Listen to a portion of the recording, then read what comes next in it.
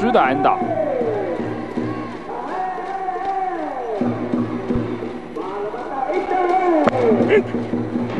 刘玉展这场比赛球速的部分看起来还不错，球蛮有尾劲的哈。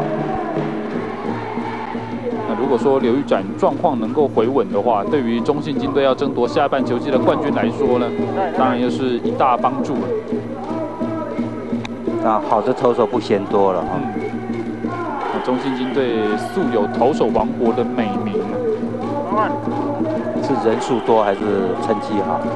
素质应该也是不差啦。不要说变成说人数很多，但是成绩不理想的话，这个就比较不好。我刘玉展这一球很明显的就失投了。那现场总教练是认为说，因为中信金队下半球季找来凯文之后呢，那差别很大。使得金队教练团在中继投手这一环可以有更灵活的调度空间。要球队领先的这种运用就会更好。哇，一个狼狈玻璃啦！刚刚说刘玉展好像球速的部分表现得不错，要接连2个球，对不对？波一个准心说歪，差这么多哦，都很明显的坏球。球速还在，但是控球好像有点跑掉。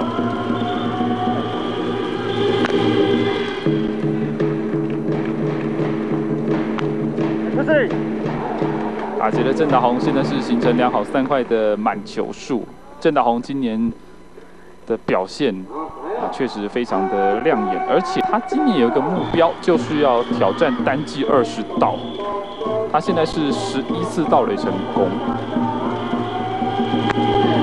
牛队今天的比赛不算的话，还有27场比赛要打，27场比赛3场来1次。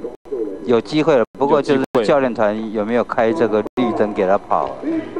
赛前有去问郑达宏，他说牛队的教练团啊，有开绿灯，让他可以自己去抓起跑的时机啊。我郑达宏有点客气了，好像盗垒的速度有一阵子是停下来了。现在郑达宏敲出安打上垒，也要来看看郑达宏在9局的上半会不会盗垒。这个时候是一个很好的时机了哈，因为领先的分数也够，那又是一出局，那也考验捕手王信明的一个传球的一个能力。内角高着球哈，挥棒速度很理想。郑达宏这场比赛的第3支安打，连续2场比赛都拿到猛打赏。